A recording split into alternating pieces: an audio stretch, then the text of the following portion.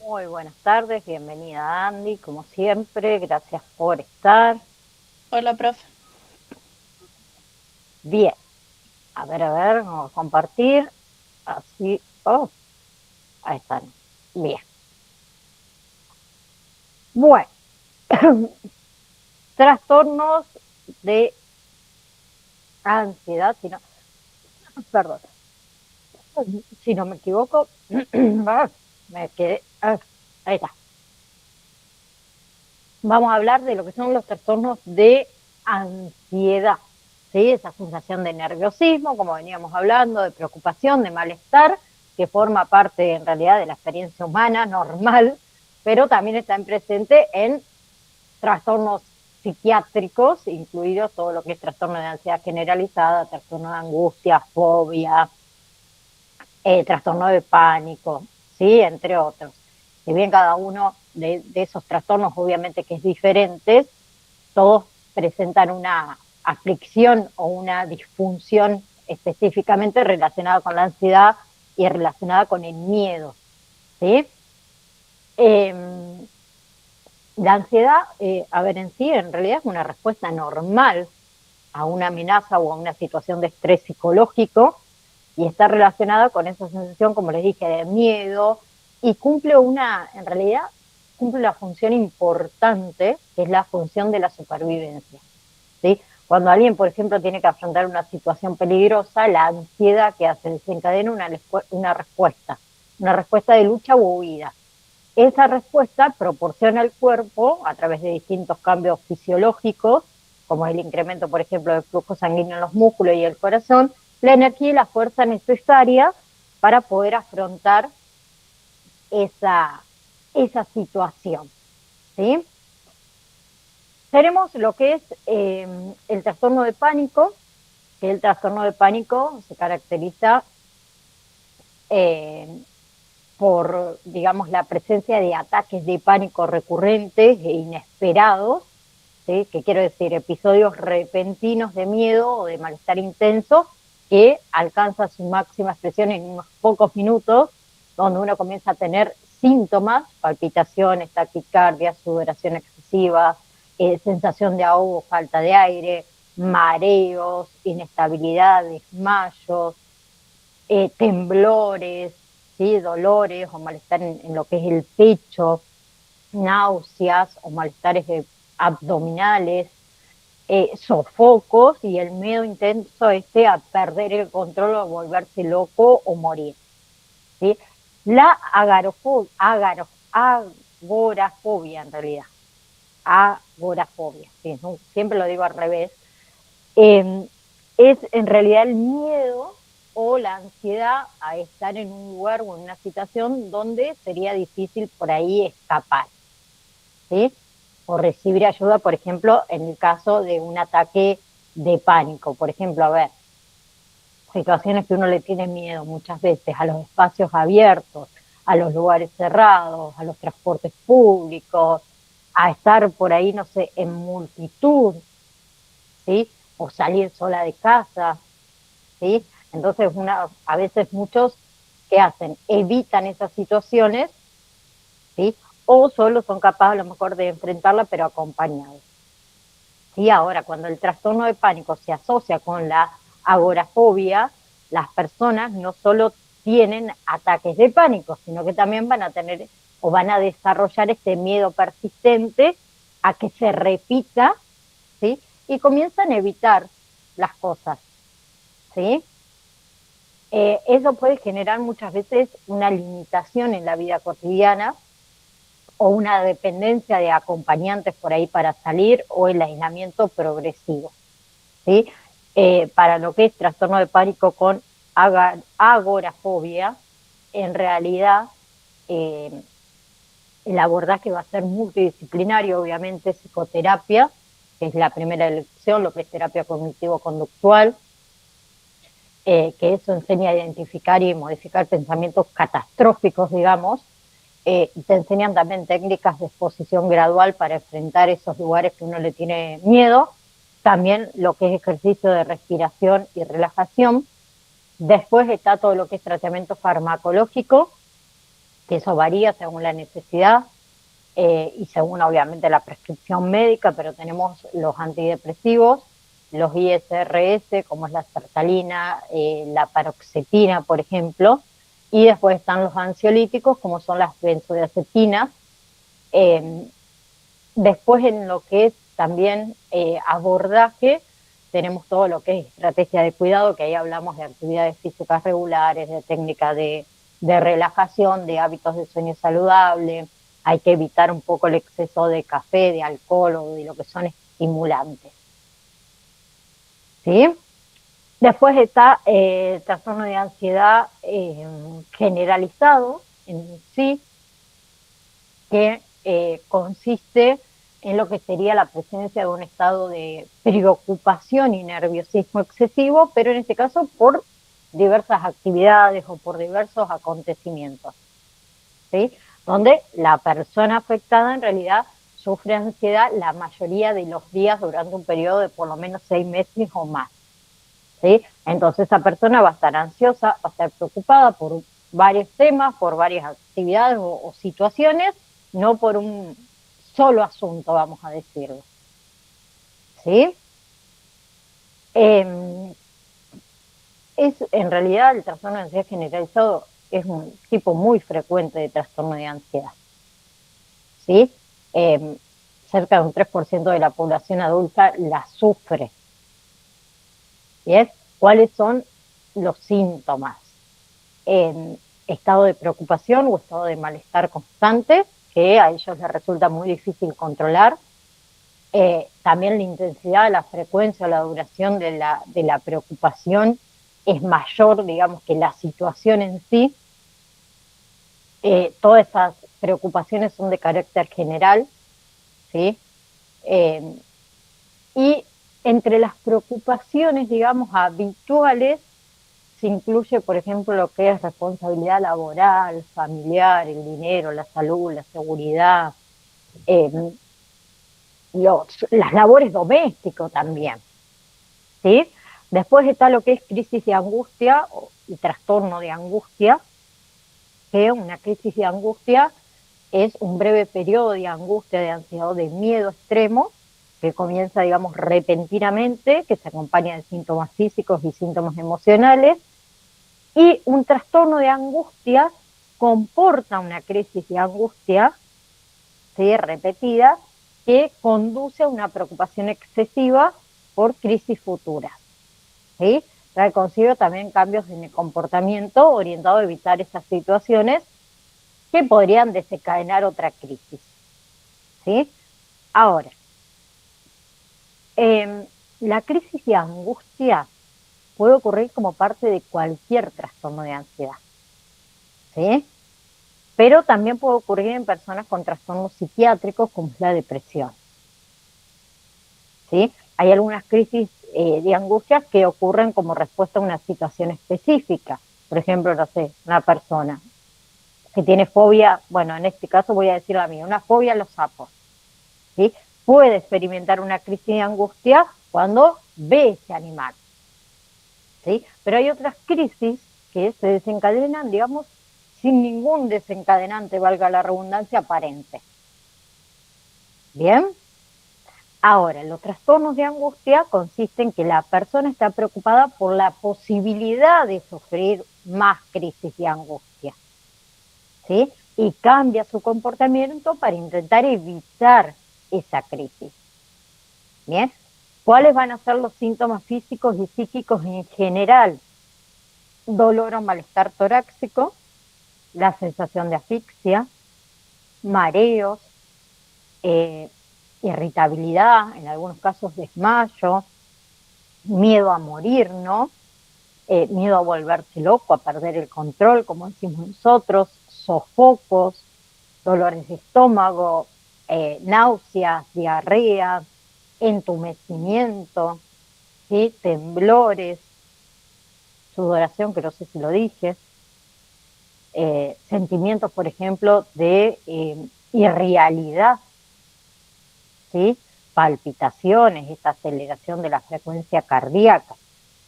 Después están las fobias, tenemos lo que son fobias específicas, ¿sí? Que comparten una ansiedad, digamos, persistente y real e intensa en relación con el miedo que provoca determinada, digamos, situación, circunstancia o objeto en concreto, ¿sí? Em, el diagnóstico más que nada se suele ser evidente porque se basa en lo que son los síntomas, ¿sí? Y por lo general lo que es el tratamiento es la exposición o la terapia de exposición, mejor dicho, ¿sí? Em, por otro lado tenemos lo que son, ay, dejé de compartir y no quería hacer eso en realidad, perdón, ahí va, voy de nuevo, perdón, quería borrar, ahora sí, lo que es trastornos, oh, bueno, ¿qué estoy haciendo hoy? Quiero hacer un cuadrado y me sale cualquier cosa. Bien, ahí está, ahora sí, ahí lo bien. Trastornos somatomorfos que en realidad se caracteriza más que nada por lo que es, ahí está, por lo que es la presencia de uno o más síntomas orgánicos, ¿sí? Crónicos, eh, que están acompañados de niveles bastante significativos y desproporcionados de lo que sería angustia, preocupaciones, dificultades en lo que es el funcionamiento diario, que en realidad las personas con un trastorno somatomorfo están preocupadas por sus síntomas, ¿sí? Y también invierten una cantidad excesiva de tiempo y de energía en esos síntomas y en esos problemas, vamos a decir, de salud, ¿sí? Eh, a ver, el trastorno somatomorfo reemplaza varios diagnósticos que se utilizaban anteriormente, como es el trastorno de somatización, como es la hipocondría, como es el trastorno por el dolor, el trastorno somatomorfe indiferenciado, por ejemplo, y otros trastornos por ahí relacionados, que en sí todos esos trastornos que implican somatización, ¿sí? La expresión de factores mentales con síntomas físicos, ¿sí? No sé si ustedes saben que la palabra somático proviene del término griego soma, que significa cuerpo. Entonces, en ese trastorno, la principal preocupación de las personas afectadas se refiere a que síntomas físicos, dolor, debilidad, fatiga, náusea, cualquier otra sensación por ahí corporal, ¿sí? Ahora, la persona puede sufrir o no un trastorno físico que causa esos síntomas o que contribuye a su aparición. Pero más allá de eso, en presencia de un estado de un trastorno físico, una persona con trastorno, digamos, somático responde a ese mismo trastorno, pero en exceso. ¿Sí? Bien. Entonces, se presenta cuando una persona siente una ansiedad extrema, exagerada, a causa de síntomas físicos. O sea, la persona tiene pensamientos, tiene sensaciones, tiene comportamientos tan intensos relacionados con los síntomas que siente que no pueden hacer, digamos, ninguna actividad de su vida diaria, ¿sí? Ellos por ahí también creen que los procedimientos por ahí médicos cotidianos pueden ser hasta mortales. Y esa ansiedad puede no mejorar a pesar de los resultados a lo mejor normales de exámenes, ¿sí? Y en realidad, a ver, una persona que tiene trastornos somatomorfes no es que causa, no es que finge, mejor dicho, sus síntomas. El dolor y los demás problemas son reales, ¿sí? Pueden ser provocados por un padecimiento de salud mental, pero muchas veces no se puede encontrar una causa física, ¿sí? Pero más allá de eso, el problema principal es la relación y la reacción que tienen ellos extremas y los comportamientos relacionados con esos síntomas, ¿sí? Mayormente, a ver, el trastorno de somatización o trastornos somatomorfes comienza antes de los 30 años, ¿sí? Es mucho más común también en mujeres que en hombres. No está claro en realidad por qué algunas personas presentan en realidad esa afección, pero hay factores que pueden estar involucrados, como es, por ejemplo, ser más sensibles físicamente y emocionalmente a lo que es el dolor o a cualquier otra sensación, los antecedentes familiares, la educación, la genética, o tener perspectivas en realidad negativas. ¿Sí? Eh, Después tenemos trastorno de conversión, ¿sí? Que es una condición en la que la persona experimenta síntomas que no tienen explicación, digamos, física.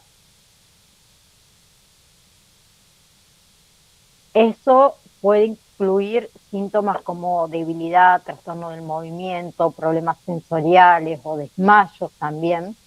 Y los episodios del trastorno por conversión casi siempre son desencadenados por un evento estresante o problemas emocionales o trastornos mentales como esta depresión. ¿Sí? Eh, en sí, a ver, el trastorno de conversión suele ser una condición autolimitada, ¿sí? Muchas veces no requiere tratamiento, ¿sí? Pero en algunos casos se requiere hasta hospitalización, ¿sí? Después, hipocondriasis. La hipocondriasis o la hipocondria es una enfermedad por la cual el paciente cree de forma infundada, ¿no?, que padece alguna enfermedad grave, ¿sí? Y el origen del término hipocondriasis o hipocondria se refiere en realidad a una región anatómica, el hipocondrio, ¿sí?, que está situado debajo de las costillas y de la apófisis sifoides, ¿sí?, la puntita acá del esternón, ¿sí?, que nosotros decimos la boca del estómago, ¿bien? Donde antes, ¿qué se creía? Que ahí se acumulaban los vapores causantes de un mal, ¿sí? Entonces, la hipocondria es una actitud, vamos a decir, que el individuo adopta entre, ante una enfermedad, ¿sí? Son las personas que por ahí se someten constantemente a autoanálisis, por ahí minuciosos, preocupados, incluso están obsesivos de todo lo que son las funciones fisiológicas básicas, ¿sí? Eh, y tienen ese temor constante de tener una enfermedad grave, ¿sí? Por más que el médico le diga que no es así. Entonces, debido a eso, la persona está muy ansiosa por su salud, eh, suelen vagar de médicos en médicos, vamos a decir, ¿sí? Eh, ¿Por qué hacen eso? Porque cuando el médico le informa que no tiene ningún problema, digamos, serio de salud, ellos no le creen, ¿sí? La hipocondriasis puede hacer que uno se sienta frustrado, deprimido. ¿Bien? Bien. Ahora, pasamos a... Ay, no sé qué tengo. Ahí está. ¿Para qué voy a sacar? Les voy a sacar esto. Va, a mí, no a ustedes, para que no me ocupe la pantalla. Ahí está. ¿Sí? A lo que es familia y acompañante terapéutico. ¿Sí? Primero, antes de hablar del acompañamiento terapéutico con la familia, vamos a hablar de lo que es familia. ¿Sí? Porque familia en realidad es un grupo de personas unidas por el parentesco, ¿sí? Esa unión se puede conformar por vínculos consanguíneos o por vínculos constituidos o reconocidos legalmente y socialmente, como es el matrimonio, como es la adopción, por ejemplo, ¿sí? La familia es la organización social más importante para el hombre, ¿sí? O sea, el pertenecer a una agrupación de este tipo es vital en lo que es el desarrollo psicológico y social de los individuos, ¿sí? Todos sabemos que, a ver, el concepto de familia ha ido sufriendo transformaciones enormes a los cambios en la sociedad, ¿sí? Según las costumbres, según las culturas, la religión, los derechos también de cada país. ¿Bien? Pero durante mucho, mucho tiempo se definió como familia al grupo de personas conformadas por una madre, un padre y los hijos o las hijas que nacen a raíz de esa relación. ¿Sí? Pero ¿qué podemos decir? Que esa clasificación quedó desactualizada en los tiempos modernos, porque actualmente existen varios modelos de familia. ¿Sí?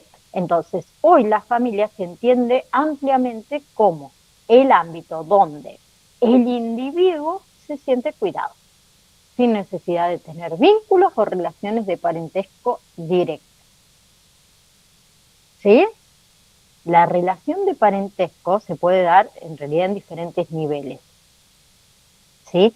Eso que lleva a que no todas las personas que conforman una familia tengan la misma cercanía o el tipo de relación. ¿Sí? Ahora, si nosotros hablamos de los vínculos familiares son esenciales. ¿Para qué? Para el desarrollo emocional y psicológico de una persona. Son, digamos, la conexión que formamos con los miembros de nuestra familia y tiene un impacto muy significativo en nuestra identidad y nuestro crecimiento. ¿Bien? Hay diferentes tipos de vínculos familiares. Por ejemplo, el vínculo conyugal o matrimonial, ¿sí?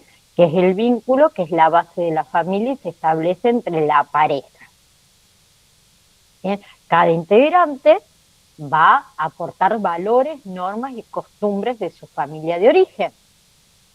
¿Sí? Por ejemplo, a ver, yo traía mis valores, mis normas y mis costumbres de lo que mi familia me transmitió. Mi esposo traía las suyas. ¿Sí? Y la nueva identidad de la familia es el resultado de esa integración. ¿Sí? Cada uno traía sus valores, sus costumbres, sus normas. ¿Bien?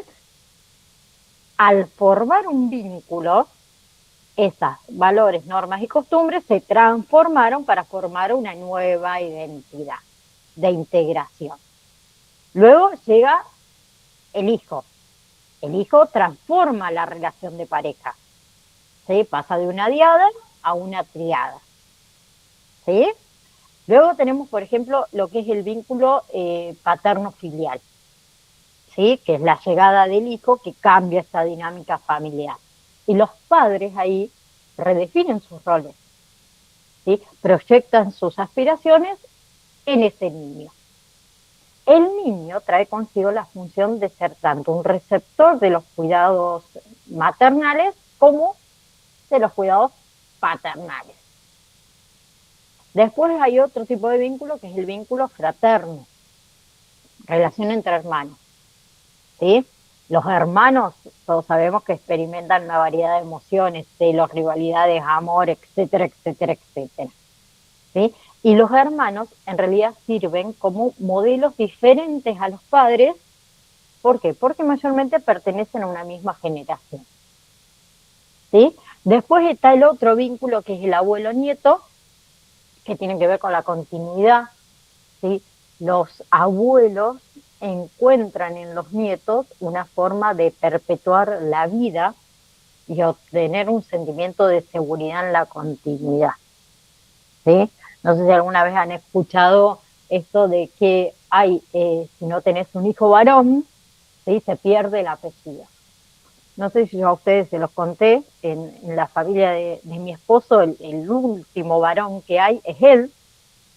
eh, y yo me acuerdo cuando quedamos embarazadas de Catalina, eh, mi suegro me decía, bueno, pero vas a tener otro, porque nosotros necesitamos un varón, pues si no se termina el apellido.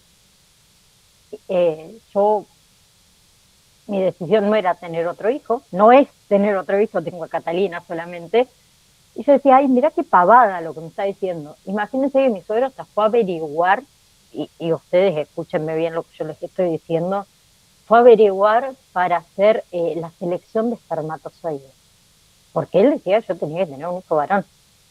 Y yo le decía, a ver, el apellido no se va a perder, ¿sí? Pero tienen esas creencias así como antes. A ver, mi hija también puede ser madre soltera y su hijo o su hija va a llevar su apellido. No, ustedes no saben lo que a mí me torturó ese hombre. Mi marido se reía, obviamente. Eh, la cuestión, sí, Cristian, no te rías, la cuestión que yo no le di un hijo varón, tengo a Catalina y va a seguir siendo Catalina solamente, pero tienen esas costumbres, es en serio el vínculo abuelo-nieto, es como que si, ay, si no tenés un varón, es como que la vida nos sigue. No, quedamos en los tiempos de María Castaña, como decía mi abuela, ya pasó eso, ¿sí? Eh, pero sí los vínculos dentro de la familia son importantes, son dinámicos y cambian a medida también que los miembros crecen y que los miembros de la familia se desarrollan, ¿sí? Y cada tipo de vínculo tiene un papel específico también en la formación de la identidad y en el bienestar emocional de los individuos, ¿sí? Nosotros tenemos que tener la capacidad de adaptarnos y fortalecer esos vínculos, que es crucial para que estemos en armonía y que haya salud en la familia en general, ¿sí? Después otra cosa que yo también siempre por ahí, eh, los demás no me entienden, que yo siempre digo, desde que yo formé una pareja con mi esposo y mi hija, mi familia es mi esposo, mi hija y yo. Los demás pasaron a ser familiares, ¿sí? No significa que no los ame ni nada por el estilo, pero mi familia, y yo hablo de familia, es Miguel, Catalina y Naida. Después, mamá, papá, hermano, sobrino, primo, todo lo que ustedes quieran, son familiares. ¿Sí? Aclaro. Pensamiento mío, no significa que tenga que ser así, ¿no? Ahora, hay diferentes tipos de familias. ¿Sí? Nosotros vamos a nombrar algunas. Por ejemplo, las familias monoparentales. ¿Sí? Las familias monoparentales están conformadas por uno o más hijos, la madre y el padre. ¿Sí? Es el tipo de familia que puede darse, por ejemplo, eh, a ver, a raíz de una separación, ¿sí? O la decisión también de ser padres o madres solteros, ¿sí? O porque enviudaron, ¿sí? Eh, o sea, entonces está mamá o papá con sus hijos. Bien, esas son las familias monoparentales, que por lo general con el tiempo esas familias dan lugar a nuevas uniones de los padres, que ahí se forma lo que serían familias ensambladas cuando este padre o esta madre con sus hijos forman otra pareja, que quizás también esta pareja tiene sus propios hijos, ¿sí? Después está, por ejemplo, lo que son las familias biparentales, esa sí es conformada por una pareja, ¿bien? Y su hijo o sus hijos, ¿sí? Donde la unión de la pareja puede darse por vínculos, digamos, sentimentales sin necesidad de contraer matrimonio, ¿sí? Y puede ser heteroparentales, conformada por una pareja de distinto sexo y sus hijos, o homoparentales, conformada por una pareja del mismo sexo con sus hijos, ¿sí? Después están, por ejemplo, lo que son las familias ensambladas, que yo recién las nombré, conformadas por dos personas que se unen, donde una de ellas o ambas ya tienen hijos, eh, que en realidad las familias ensambladas son dos familias monoparentales, ¿sí? Que por medio de una relación sentimental de la pareja se unen dando lugar a la conformación de una nueva familia. Después está, por ejemplo, lo que es la familia de acogida, conformada por menores que no son descendientes de los adultos, pero han sido acogidos legalmente por ellos de forma, puede ser urgente, temporal o puede ser de forma permanente, ¿no? ¿Sí? Pero ¿a qué quiero llegar yo con esto? Que la importancia de la familia, en realidad, el derecho a la familia es uno de los derechos humanos fundamentales, ¿sí? La familia es considerada el elemento natural, universal y fundamental de la sociedad, ¿sí? Donde ahí el individuo establece sus primeros contactos sociales y culturales, ¿sí? Los primeros aprendizajes, a caminar, a hablar, a relacionarse con los otros, comienza desde el hogar, desde casa, ¿sí? Entonces, ¿qué se dice? Que la familia es la base de toda sociedad, ¿sí? ¿Por qué? Porque dentro de la sociedad los adultos educan y transmiten valores a los niños y a las niñas que la conforman. Y el entorno familiar influye notablemente en lo que es el desarrollo emocional, social de esas personas, ¿sí? Donde puede motivar o puede condicionar, obviamente, a los miembros de la familia, ¿sí? Ahora, la inteligencia emocional adquirida, los sueños, los miedos, provienen del impacto del entorno familiar en el individuo, ¿sí? Los ambientes familiares, a ver, violentos y problemáticos suelen influir en realidad negativamente en el desarrollo personal y social de las personas, ¿sí? Y ahora, independientemente de la forma o de la estructura que tenga cada familia, es fundamental que funcione como un espacio de contención, de ayuda, de comprensión, de comunicación, ¿sí? Para el desarrollo del potencial y de las habilidades de los miembros de esa familia, ¿sí? Ahora, en conclusión, característica de la familia, constituye la base de toda sociedad, dije, es una estructura, perdón, social universal, ¿sí? Que se encuentra en todos los tipos de cultura y sociedades, ¿sí? Obviamente que en cada una de ellas varía su forma, varía su estructura, pero se mantienen las características, digamos, más importantes. También generalmente surgen por lazos sanguíneos, legales o emocionales. Pueden surgir a partir del matrimonio o la unión conyugal, ¿sí? En algunas sociedades también recuerden que es legal la poligamia.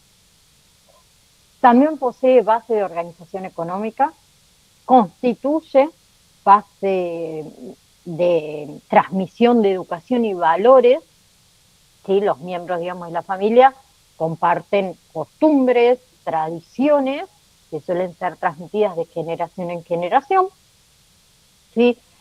Donde también los miembros de la familia poseen el desafío de superar en conjunto retos y dificultades, ¿sí? Eh, pero también la familia tiene valores, hay valores familiares, ¿sí? ¿Alguien sabe cuáles son esos valores familiares, esas cualidades, esos principios, esas virtudes que un individuo desarrolla y que son importantes para el crecimiento personal y social? ¿Sí? A ver, valores que son fundamentales y son de importancia de que todas las familias le transmitan a sus hijos para el desarrollo armonioso en la sociedad y en la familia.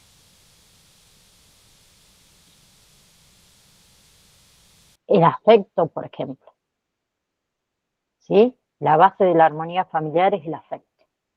El amor y el afecto justifican y posibilitan el desarrollo de todos los demás valores, ¿sí? Hay que consolidar un ambiente familiar de afecto, ¿sí? Que eso también depende de la capacidad de los miembros para dar y para recibir amor del prójimo,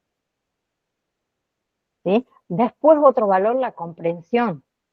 La comprensión implica ponerse en el lugar del otro para comprender sus acciones, para comprender sus emociones.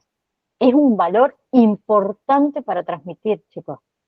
¿Por qué? Porque los niños aprenden las diferencias entre los demás y las aceptan. El respeto por la individualidad, también es otro valor que debemos transmitir. Implica que respetar las decisiones, eh, respetar las formas de actuar de los demás sin juzgarlas y teniendo en cuenta la libertad, ¿sí? El respeto por la individualidad es un valor clave para toda relación humana, ¿sí? Nosotros, si tenemos el respeto por las diferencias dentro de la familia, crea un ambiente sano y desafiante. Otro valor, el compromiso. El compromiso implica más que nada contar con el accionar de todos sus miembros de la familia, ¿sí? Ya que la convivencia, digamos, armónica dentro de la estructura familiar depende de ese compromiso, ¿sí? Es importante que se tome conciencia sobre la importancia de colaborar con el bienestar familiar, ¿sí? La responsabilidad también es otro valor sumamente importante, que implica que las acciones personales pueden repercutir de manera negativa en el bienestar familiar, ¿sí? Ser responsable es actuar teniendo una consideración al otro, ¿no? Eh, Otro valor, la comunicación. La comunicación es la base de toda relación social.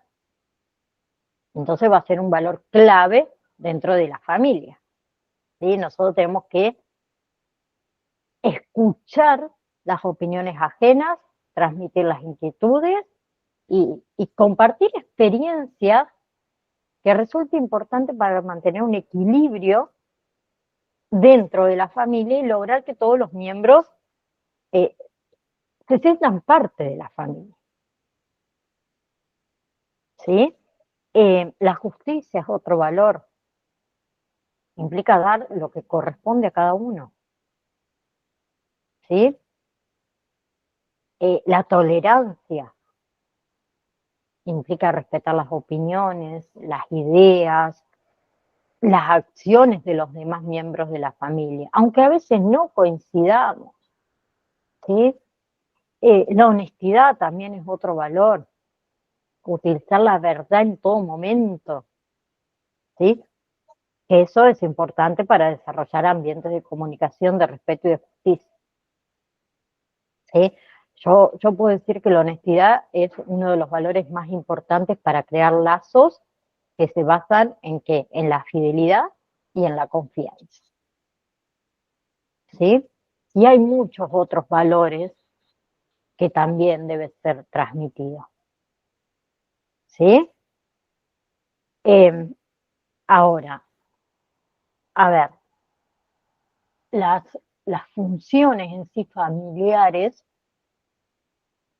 se entiende por función en realidad familiar a las tareas y las actividades que deben realizar todos los miembros que la conforman, de acuerdo obviamente con la posición y el papel que desempeña en la unidad familiar, que eso le va a permitir alcanzar los objetivos eh, psicobiológicos, también culturales, educativos, económicos, que caracteriza a esta peculiar organización grupal que nosotros denominamos familia, ¿sí? Y en realidad, para evaluar el funcionamiento familiar, nosotros podemos analizar 6 funciones básicas de todas las familias. Una era la comunicación, que es una función primordial, ¿sí? Porque gracias a la comunicación, todas las demás pueden cumplir, ¿sí? Las familias utilizan muy variados mensajes verbales y paraverbales que para transmitir, digamos, afecto, ayuda, autoridad, comprensión, etcétera, ¿sí? Junto a un lenguaje común, la expresión de las características también étnicas y socioculturales de la comunidad a la que uno pertenece, ¿sí? Eh, Existen obviamente otros tipos de comunicaciones propios de la familia, pero también otra función es la afectividad, que eso lo hablamos un poquito recién, o sea, todo lo que es una relación de cariño o amor, ¿sí? Existente, digamos, entre los miembros de la familia, supone una función básica a partir de la cual se transmite parte del apoyo necesario en momentos de crisis. Y ahí tenemos el apoyo, ¿sí? La familia proporciona apoyo a los miembros que la necesitan, ¿sí? Esa ayuda puede ser, a ver, afectiva, financiera, económica, etcétera, etcétera, ¿sí? Pero gracias a ese apoyo pueden resolver situaciones conflictivas o abortar momentos de crisis individuales a familiares, ¿sí? La adaptabilidad también, ¿no? Sí, porque la familia en realidad es un grupo dinámico que obviamente va a mantener, ¿cómo decir?, relaciones internas con los elementos que la conforman, ¿sí? Y externa también con todo su entorno social, educativo, laboral, ¿sí? Pero todo ello la expone a cambios, ¿sí? Eh, necesitando también para resolver cada una de las situaciones una buena capacidad de adaptación que le va a permitir responder adecuadamente a una variedad de estímulos, ¿sí? Los cambios a los que se somete la familia puede verse a ver al paso de las distintas etapas del ciclo vital, por ejemplo, el nacimiento de un hijo, ¿sí? El estadio de lo que es el nido vacío, o puede estar en relación con acontecimientos por ahí estresantes, un cambio de trabajo, por ejemplo, o una simple salida de vacaciones, ¿sí? La adaptabilidad son cambios, digamos, por los cuales atraviesa la familia en las transiciones del ciclo evolutivo familiar, ¿sí? Después tenemos la autonomía. La autonomía es el grado de independencia que necesitan alcanzar los miembros de la familia para facilitar su crecimiento y su maduración, ¿sí? Porque todos los componentes de la familia necesitan un cierto grado de independencia que les facilite el crecimiento y la maduración. Bien, pero la familia va a establecer esa autonomía mediante mecanismos, ¿sí? Mecanismos que marquen los límites entre dependencia e independencia, no solo dentro del grupo familiar, sino en su relación con el entorno social, ¿sí? Si nosotros ejercemos satisfactoriamente, digamos, esta función, permite más que nada mantener la integridad de cada individuo, ¿sí?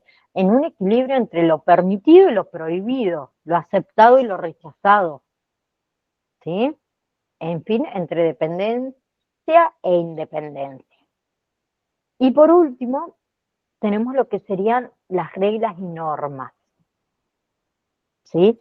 Las reglas y normas, o sea, las familias establecen esas reglas y normas de comportamientos, por ejemplo, que permiten mantener con orden y armonía las conductas de sus miembros dentro del hogar, ¿sí? Cada una de las familias tenemos nuestras propias reglas, no escritas, ¿sí?, pero claramente establecidas, ¿sí?, que solo nosotros reconocemos e identificamos. Y esas normas facilitan las relaciones, ¿sí? Identifican los papeles y afectan la autoridad, ¿sí? Ahora, según la Organización Mundial de la Salud, la OMS, ¿sí?, podemos definir a la familia como el conjunto de personas que conviven bajo el mismo techo, organizada en roles fijos, ¿sí?, con vínculos consanguíneos o no, con un modo de existencia económico y social comunes y con sentimientos afectivos que los unen y los aglutinan, ¿sí? Yo le dije antes que hoy en la actualidad existen una gran diversidad, vamos a decir, de familias, ¿sí? Pero todos los tipos de familias actuales, ¿sí?, existen en igual capacidad en lo que se refiere a cubrir las necesidades básicas que lo competen. Por ejemplo, tenemos también las familias sin hijos, ¿sí? ¿Se acuerdan? Antes, hace una época atrás, que decían, si no tenés hijos, no sos familia. Está formada, digamos, por una pareja sin descendientes. Y todos sabemos que cada vez son más las parejas que deciden conscientemente no tener hijos, con múltiples razones personales, ¿sí? En algunos casos, infertilidad. En otros, por mera decisión. El hecho de tener hijos no es sinónimo de ser familia, porque la pareja sin hijos también es familia, ¿sí? La más clásica era la familia biparental, ¿sí? También conocida como nuclear o familia tradicional, ¿bien? Está formada por el padre, la madre, los hijos biológicos, eh, que la mayoría por ahí de la población, al pensar en una familia se imagina la familia biparental con hijos, ¿sí? Después estaba la familia homoparental, ¿sí? Son aquellas que están formadas por una pareja homosexual, ¿sí? Pueden ser dos hombres, dos mujeres, con uno o más hijos, ¿sí? Todos sabemos que estas no son familias nuevas, ¿sí? La presencia en la sociedad obviamente aumentó significativamente en los últimos años, ¿sí? Pero ese tipo de familia, la familia homoparental, chicos, lucha, mejor dicho, contra los prejuicios derivados de la homofobia, ¿sí? Y mientras que pocos y nada, diría yo, se cuestionan la validez y la capacidad de una pareja heterosexual para formar una familia. Las parejas homosexuales con hijos parece que hayan tenido que recurrir incluso, no sé, a investigaciones científicas que aprueban su legitimidad como familia, ¿sí? A ver, conforme la sociedad avanza, también lo hace un poco la aceptación de las familias homoparentales, que también son familias, ¿sí? Después están las familias reconstituidas o las familias compuestas, ¿sí?